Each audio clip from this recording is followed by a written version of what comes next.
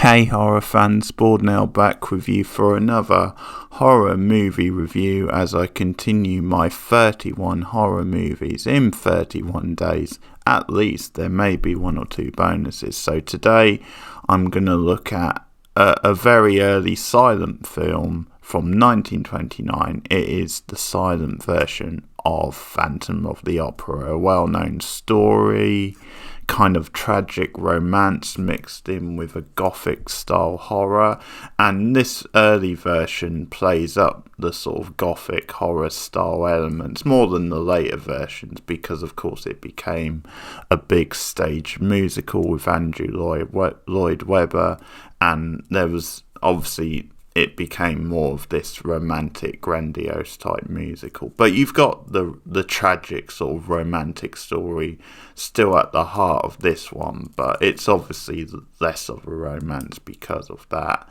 And you've got Lou Chaney in the lead role as the Phantom. It, of course, is still based in this theatre because that's the whole idea. And he is like this, meant to be like this mysterious ghoul who's lurking in the bowels of the theatre.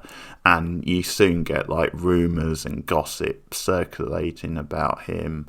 And obviously, he forms an attraction to the girl who's already taken to like a man of high society, so they're playing up that whole angle of her being attracted to this dark sort of like outcast and being pulled into the darkness, so or seduced into the darkness, and it sort of plays with those two sort of halves, if you like. So that's set up if you've never seen it, and Lou Chaney, as I said, plays the Phantom. Now, the first thing to say about this, because obviously I haven't seen the original version, and like with a lot of these like silent movies, they have been like reinstalled since. So in this version, which I found up on YouTube, the full movie, they've added colour in, they've added sound in, so that does make it a bit different to if you saw the original print. And I'm going to hold my hands up and say I'm not like a sort of a buff when it comes to silent movies. I'm not really an expert, and I'm not really like the go-to guy. So if someone watches this and say that kind of sucks what they've done with it, I'm not going to challenge that. All I can say is that it didn't really bother me because they do some like interesting, unique things with the colouring, because you do have certain scenes that are like different colours. You get different colour schemes, like you get a purple colour scheme, you get like a bright red, you get a more sort of, I guess, sort of yucky sort of yellow / greenish.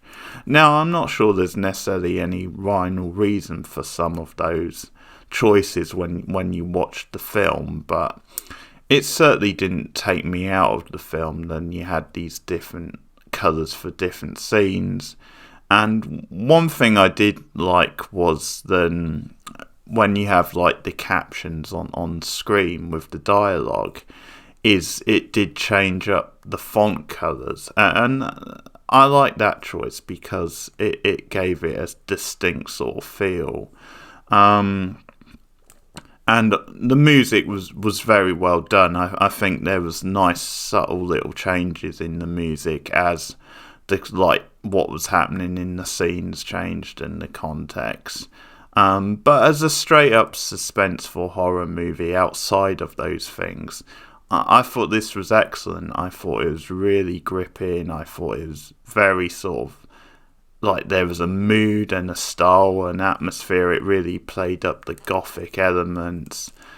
It was very well shot, the way it captured like the performances in the theatre, but also the mystique that was going on around the performances, because I think, and whether this is intentional or not, I think there's always this thing in this sort of story about the blurring of the lines of like the performance and outside of the performance, I guess I would say.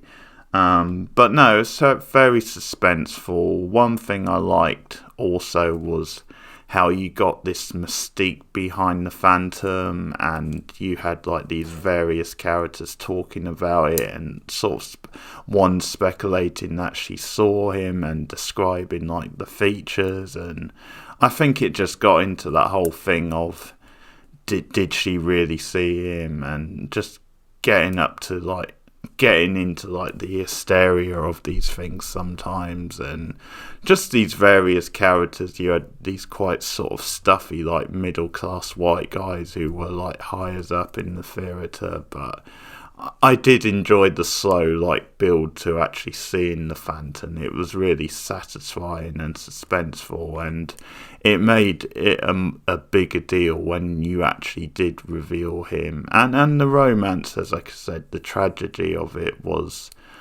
compelling to watch as well. There were some good performances. Chaney's very commanding in that role, and I think there's a dramatic scene where he first unmasks, and they really make that scene count.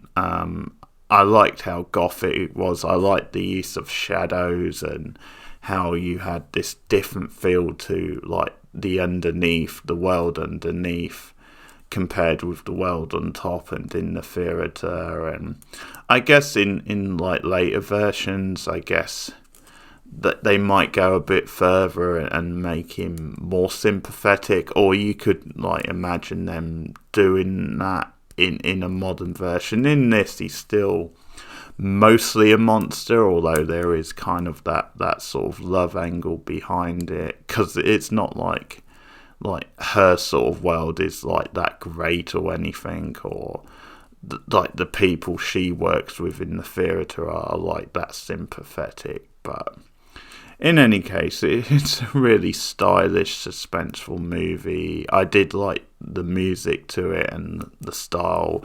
Now, there's this scene later at like a ball that you can clearly see they've added colour into that, and you've got like these bright sort of frocks and different sort of like outfits that really stand out.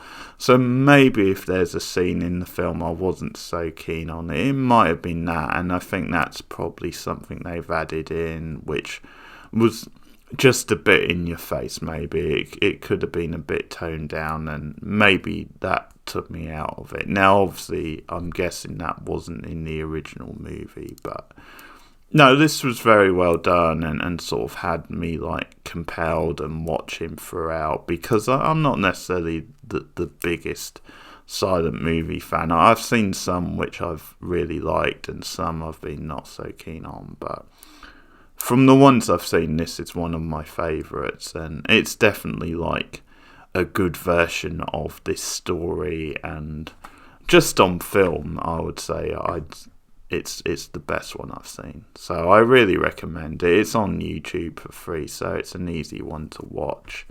That's The Phantom of the Opera. Let me know your thoughts if you've seen it in the comments below. Please like and subscribe, share me out on social media, and look out for more horror movie reviews coming up this month. Thanks for listening, and goodbye.